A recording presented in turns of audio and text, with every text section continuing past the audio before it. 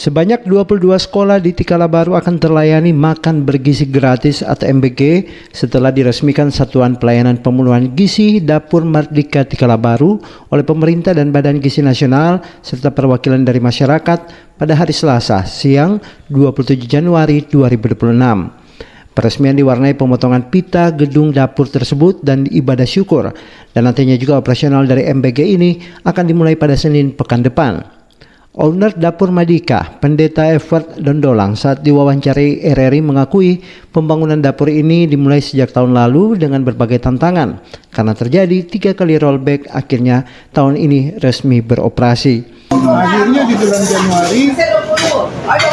Januari dapur ini dikunjungi oleh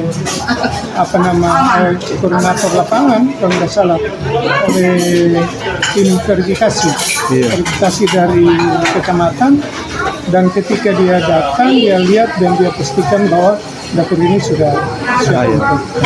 Di situ kita kejar. Pada akhirnya hari ini bisa diresmikan. Sementara itu, Faren Julian Legrand, Kepala SPPG Tikalabaru 2 mengatakan layanan MBG ini akan dilakukan pada 2.800-an penerima manfaat, dan untuk mitra akan bertugas sebanyak 50 orang, diantaranya 47 orang relawan, sisanya pegawai.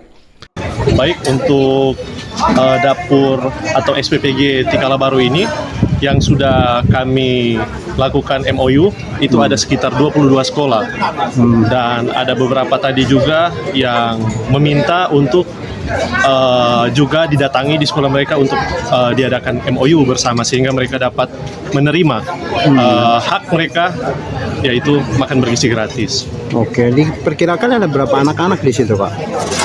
Kalau untuk saat ini keseluruhannya itu ada sekitar 2.800 penerima manfaat, Pak. Kalau ibu hamil? Nah, untuk saat ini kami masih berkoordinasi dengan puskesmas terdekat, yaitu Puskesmas Tikalabaru, untuk mendata kembali ibu hamil, ibu menyusu, anak balita di bawah umur, dan para penerima manfaat yang nanti akan segera mendapatkan MBG. Diharapkan dengan beroperasinya Dapur Mardika Tikalabaru bisa lebih membantu masyarakat, khususnya siswa, ibu hamil, dan balita nantinya akan memberi dampak pada pemenuhan gizi nasional, diantaranya mengurangi angka stunting di daerah dan juga nasional, sehingga menciptakan generasi Indonesia Emas 2045 sesuai dengan program dari pemerintah.